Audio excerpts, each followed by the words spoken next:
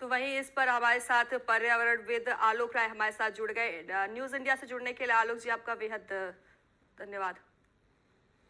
Hello, नमस्कार ma'am. बहुत बहुत धन्यवाद न्यूज़ इंडिया टीम को इस अहम मौके पर मुझे अपनी राय व्यक्त करने का मौका देने के लिए। आलोक राय जी, आज दिल्ली में प्रदूषण लगातार बढ़ता हुआ नजर आ रहा था। AQI जहां 600 के पार पहुंच गया था, लेकिन फिलहाल अभी कुछ राहत देखी जा रही है क्योंकि AQI अभी फिलहाल रेड जोन से, क्योंकि दिल्ली रेड जोन में शामिल हो गया था, अभी फिलहाल रेड जोन से बाहर हो गया है। आपकी पहली कुछ प्रतिक्रिया क्या कुछ है? बिल्कुल मैम। मौसम में जरूर कुछ बदलाव आया है पिछले कुछ दिनों की अपेक्षा। अगर हम एक्यूआई को देखें तो एक्यूआई में हमें मतलब एक्यूआई एक डेटा पॉइंट है तो वो तो देखने को पता चलता है, बट एक इंसान के तौर पर भी आपको महसूस होता है कि कुछ एक्यूआई में कुछ बेहतरी आई है। लेकिन जैसा कि ये पता है आपको कि ये एक हर विंटर में दिल्ली में एक्यूआई पे हम चर्चा करते हैं। अनफॉर्चुनेटली जियोग्राफिकली दिल्ली ऐसे पोजिशन्ड है कि इसकी पॉल्यूटेड एयर कहीं समुद्र में नहीं जा सकती। ऐसा नहीं है कि मुंबई पॉल्यूटेड नहीं है, महाराष्ट्र में पोल्यूशन नहीं है या बाकी जगहों पे पोल्यूशन नहीं है, लेकिन जोग्राफिकली दिल्ली में एयर ट्रैप होती है। इस वजह से हम एक गैस चैम्बर जैसी स्थिति में फंस जाते हैं। तो कहीं ना कहीं सरकार ने ग्रैप 3 और बहुत सारे प्रयास चल रहे हैं सरकार की ओर से भी। लेकिन ये केवल हम नवंबर दिसंबर के फिनोमेना ना बनाएं। कैसे हम इस मुद्दे पर पूरे साल हम क्या छोटी छोटी चीजें कर सकते हैं, इसको लेकर के हम काम करते हैं युवाओं के साथ और महिलाओं के साथ। जी जी बिल्कुल आलोक जी, 600 AQI पहुंचना बहुत ज्यादा होता है, बहुत ज्यादा। ऐसे में लोगों को सांस लेने में दिक्कत होती है। सबसे ज्यादा समस्या बुजुर्गों को होती है। बिल्कुल बिल्कुल। ये एक एक हेल्थ इमरजेंसी से नीचे की सिचुएशन नहीं होती है। एक बुजुर्गों के लिए, बच्चों के लिए, जो भी आप दर्शक ये देख रहे होंगे जिनके घर में बुजुर्ग होंगे, जिनके घर में बच्चे होंगे, वो एक बड़ी असहनीय सी स्थिति बन जाती है उनके लिए। या तो वो दिल्ली छोड़ करके जाएं, या तो वो बहुत सारे लोगों के हॉस्पिटल्स के ऐसे चक्कर लग गए हैं जिनको मैं जानता हूं। तो जाहिर सी बात है उनके लिए मुश्किल होता है ये। आलोक जी, जिस तरीके से प्रदूषण बढ़ता हुआ नजर आ रहा है, अगर बचाव की बात करें तो किस तरीके से बचाव कर सकते हैं?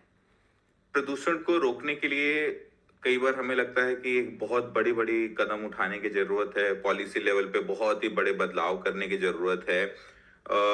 देखिए, पॉलिसी लेवल पे चीजें जो चेंजेस हैं वो धीरे धीरे होंगे, उसके साथ साथ लोगों का भी उसमें जुड़ाव चाहेगा। लेकिन साथ ही साथ हम क्या काम कर रहे हैं उसमें, हम as a citizen of country या रेजिडेंट ऑफ दिल्ली एनसीआर, हम क्या उसमें योगदान दे सकते हैं, वो बहुत जरूरी है जानना। ये छोटी छोटी चीजों से शुरू होता है कि आप अपने कूड़े का निस्तारण कैसे करते हैं। गीले गीले सूखे कचड़ों को आप क्या अपने घर से देख रहे हैं कि अलग अलग करके दे रहे हैं कि नहीं करके दे रहे हैं।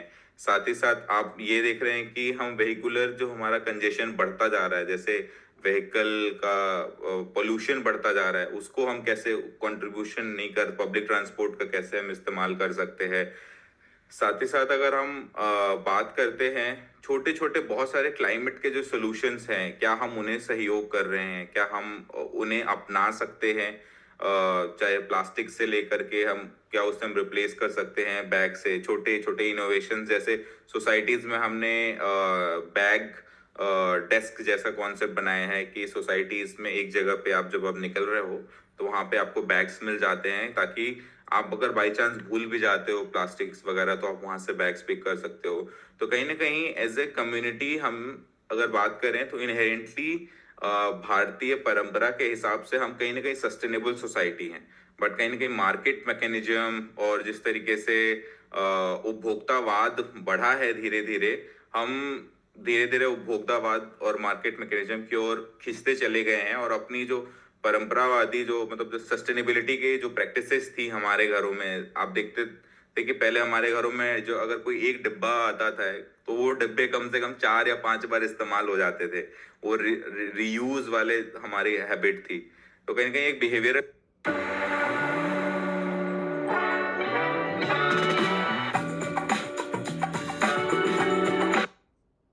कंजेशन को कैसे रोकें, पब्लिक ट्रांसपोर्ट को कैसे और सीमलेस और एफोर्डेबल बनाएं, क्योंकि कोई भी चाहता है कि उसके लिए एक अच्छा एक्सपीरियंस हो।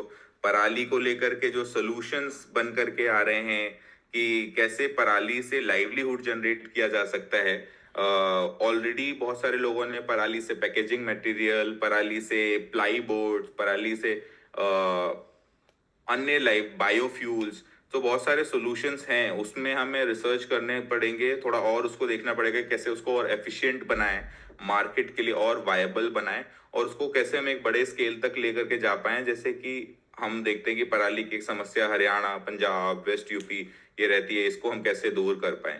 क्योंकि देखिए लीगल तरीके से हम लॉ बना करके लॉ इन्फोर्समेंट से रोक जरूर सकते हैं, लेकिन कहीं ना कहीं चोरी छुपे ये सारी चीजें घटनाएं होंगी।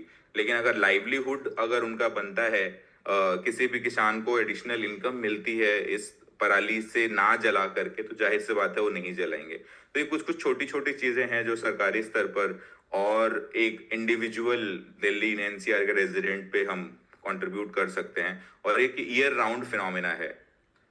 जी बिल्कुल जिस आलोक जी, कहीं ना कहीं दिल्ली सरकार ने ये सब चीजें की है जिस वजह से 600 से AQI अब 300 तक पहुंच गई है। तो फिलहाल न्यूज इंडिया से जुड़ने के लिए आपका बेहद धन्यवाद। बहुत बहुत धन्यवाद, थैंक यू मैम। तो खबरों में आगे बढ़ेंगे जहां मौलाना महमूद मदनी के उस भड़काऊ बयान की जिस पर संग्राम छिड़ गया है।